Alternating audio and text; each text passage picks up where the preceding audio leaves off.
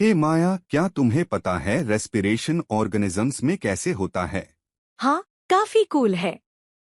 Organisms oxygen लेते हैं और कार्बन डाइऑक्साइड रिलीज करते हैं रेस्पिरेशन के थ्रू। मतलब ये ब्रीदिंग जैसा होता है, पर ये सेल्यूलर लेवल पे भी होता है, राइट? बिल्कुल।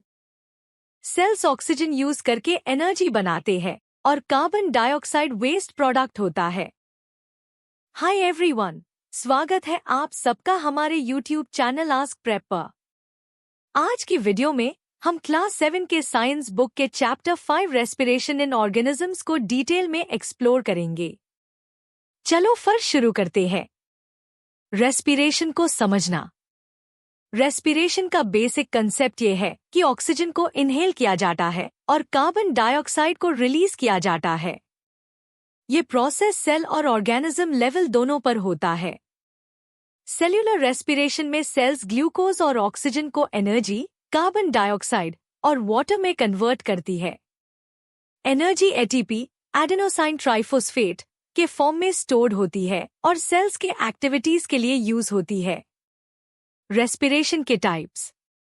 1. Aerobic respiration. ये टाइप ऑफ रेस्पिरेशन ऑक्सीजन के प्रेजेंस में होती है। इसमें ग्लूकोज का कंप्लीट ब्रेकडाउन होता है और ज्यादा एनर्जी रिलीज होती है। एरोबिक रेस्पिरेशन का जनरल इक्वेशन है glucose plus oxygen carbon dioxide plus water plus energy. 2. Anaerobic respiration.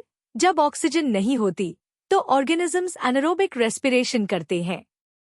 ये प्रोसेस कम एफिशिएंट होती है और लैक्टिक एसिड या अल्कोहल के साथ थोड़ी सी एनर्जी प्रोड्यूस होती है। जैसे कि जब हम इंटेंस एक्सरसाइज करते हैं तो मसल्स में एनारोबिक रेस्पिरेशन से लैक्टिक एसिड बनता है, जिसे मसल क्रैम्प्स होते हैं। Glucose lactic acid plus energy. Human respiratory system. Human respiratory system is design to efficiently gas exchange कर सके।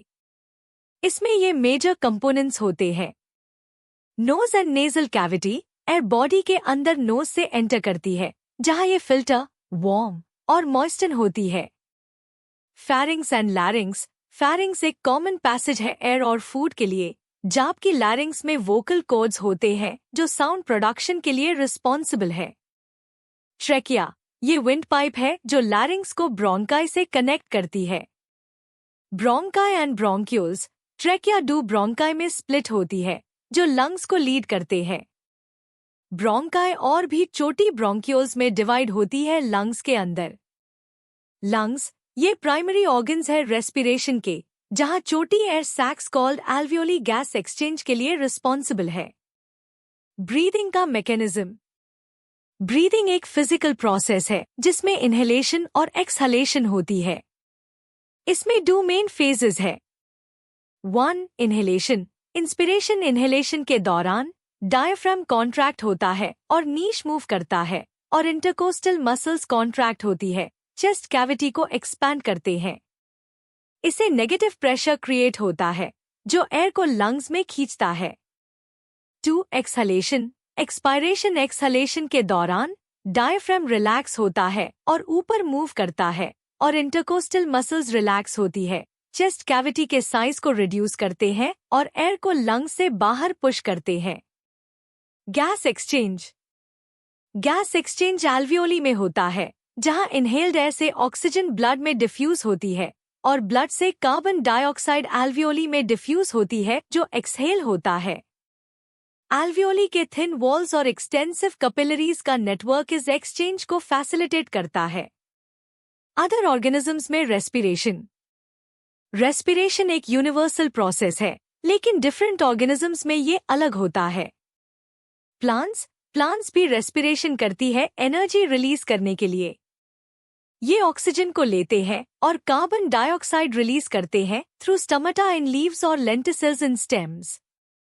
फोटोसिंथेसिस के दौरान वो कार्बन डाइऑक्साइड लेते हैं और ऑक्सीजन रिलीज करते हैं। एनिमल्स। डिफरेंट एनिमल्स ने अलग अलग रेस्पिरेटरी स्ट्रक्चर्स अडैप्ट किए हैं। Aquatic animals. फिश और अदर एक्वाटिक एनिमल्स गिल्स का उसे करते हैं वाटर में डिसोल्व्ड ऑक्सीजन को एक्सट्रैक्ट करने के लिए। इंसेक्ट्स। इंसेक्ट्स के पास ट्रकिया का नेटवर्क होता है जो ऑक्सीजन को डायरेक्टली उनके टिश्यूज तक डिलीवर करता है।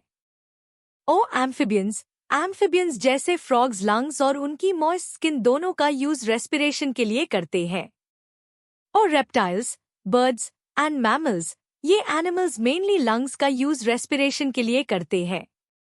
बर्ड्स के पास यूनिक रेस्पिरेटरी सिस्टम होता है जिसमें एयर सैक्स होते हैं जो उनके लंग्स के थ्रू कंटिन्यूअस एयर फ्लो को एंश्योर करते हैं, जो फ्लाइट के दौरान एफिशिएंट गैस एक्सचेंज को हेल्प करता है। रेस्पिरेशन की इम्पोर्टेंस। रेस्पिरेशन लाइफ के लिए जरूरी है। ये एनर्जी प्रोवाइड करता है जो वेरियस फिजियोलॉजिकल प्रोसेसेस के लिए चाहिए होती है, जैसे मूवमेंट, ग्रोथ और रिपेयर। ये बॉडी टेम्परेचर को भी रेगुलेट करता है और मेटाबॉलिक वेस्ट जैसे कार्बन डाइऑक्साइड को रिमूव करता है। रेस्पिरेटरी हेल्थ को मेंटेन करना। रेस्पिरेटरी सिस्टम को हेल्दी रखने के लिए ये जरूरी है। स्मोकिंग और पोल्यूटेंट्स से बचना। रेगुलर फिजिकल एक्टिविटी से रेस्पिरेटरी मसल्स को स्ट्रेंथन करना। गुड हाइजीन मेंटेन करना इन्फेक्शन से बचने के लिए। लिविंग स्पेसेस में प्रॉपर वेंटिलेशन एंश्योर करना। समरी। इन कंक्लूजन, रेस्पिरेशन एक फंडामेंटल प्रोसेस है जो ऑर्गेनिजम्स के सर्वाइवल को एंश्योर करता है बाय प्रोवाइडिंग एनर्जी और गैस एक्सचेंज फैसिलिटेट करता है। ह्यूमंस और अदर ऑर्गेनिजम्स में रेस्पिरेशन के मैकेनिज्म्स को समझना लाइफ की डाइवर्सिटी और कॉम्प्लेक्सिटी को हाईलाइट करता है।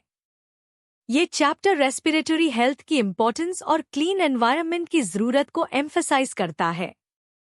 दोस्तों, ये था हमारा educational video on respiration in organisms. हम उम्मीद करते हैं आपको ये इन्फॉर्मेटिव और एंगेजिंग लगा होगा।